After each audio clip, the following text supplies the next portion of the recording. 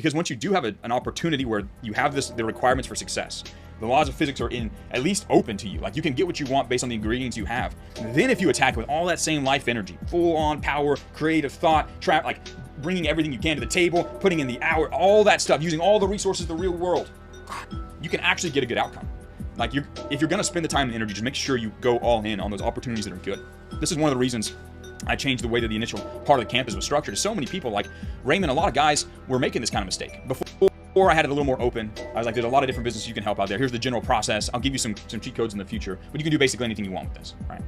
The problem with that is a lot of you would, find yourself in an opportunity. You land your first, you talk to somebody, and you'd be so desperate to get that client fast. You talk to somebody, and they'd be a business that was willing to work with you, but they didn't have budget, or they didn't have a good product, but you would you were so desperate to get that first client close roll or whatever, that you would say, no, it doesn't matter. I'll pretend like that's not a thing. Maybe it won't really be a problem. And some people get locked up with a bad client.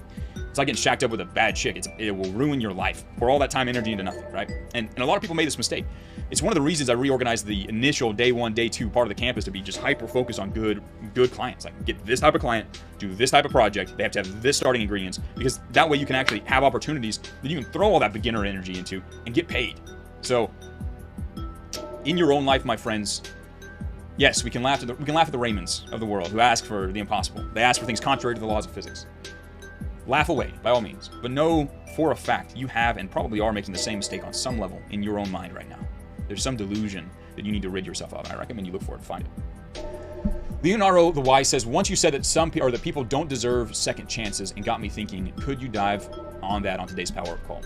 Yeah, I don't give people second chances, really, in a lot of ways. Now, and let me talk specifically about what I mean here. If somebody reveals to me they are fundamentally on a deep level consumed by their own pain, driven by their own self-hate to the point that they will reject help from others and in fact go out of their way to attack or to strike others that are trying to help them.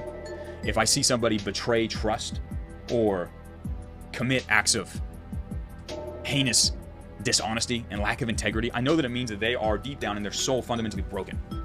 Now, this is different than like asking a dumb question. Like, if someone shows up and they're like, hey, how do I do Google ads with a low budget? Like, dude, Raymond, please come back and ask as many questions as you possibly can. I want to help you win. People with genuine interest and a genuine desire to move forward and win, I will help. But if someone proves to me that they are a snake, I do not pick them up again. I let them go. I keep them out of my garden.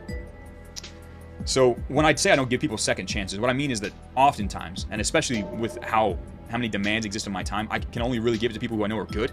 So if someone proves to me they're bad, should I spend the next 30 years of my life helping someone change some fundamental deep problem in their soul that they have created that comes from an angry, nasty place?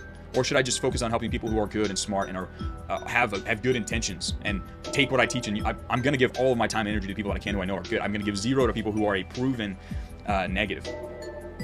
And this is probably not something that any of you need to worry about, really, because the guys in the copywriting campus are dialed in, amazing people.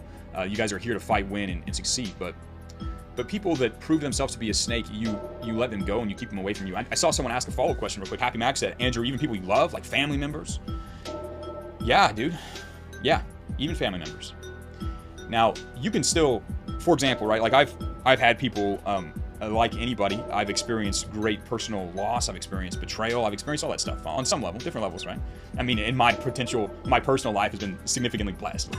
Like, have I had to deal with any terribly sadistic, evil people, like scheming to destroy my life? Not really. Like, not to like a significant level. Like, there's probably people on this call. There's probably a lot of you who've been, let's say, hurt more than I have, or been around snakier snakes than me. But I've had people that I love turn on me. It's a thing. It's a human experience. I've had people in my family, right? And yeah, you realize that they're a snake, and you realize that that person is not worthy of your trust, and you don't really give them second chances. Because a typical snake move is to come back and say, I'm actually not a snake. I was feeling bad, or whatever, blah, blah, blah, blah, blah. But the issue is still bad. There's just a new coat of paint on the top. You have to say, okay, I love you, and you're someone that I do love. And even stranger snakes out there, I love them as a human. I can see them and say, okay, that's a fellow human being. There's a spark of divinity buried in there. It's buried deep, but there's some light in that person, and I can love that light in them while I keep them at distance and don't let them bite me and those that I love. There's a way to do it without being a dick. And just taking care of your own, like, self-respect. Like, it's a self-respect movement more than anything else. So, yeah, Leonardo, I don't recommend you guys go around like being a dick, or if someone like laughs at a dumb joke or watches a stupid TV show, you just kick them to the curb and never talk to them again. But if someone is proven to be a snake, if someone is proven to be the kind of person that lashes out in pain and will try and drown other people as they're going down, walk away. Separate yourself from those people. Give yourself a place and a space where you can step up and be you and be a man. Because you don't need, if you let a snake, if you pick up a snake, it will bite you. Just know that. Anyways, it's kind of a dark, sad one, but I think it's a useful one. I think a lot of people, especially when you're climbing out of the brokey the brokey bucket, there's a lot of crabs that want to pull you down, so it's important for you guys to know that one. Let's go ahead, Mr. Producer, another question up here.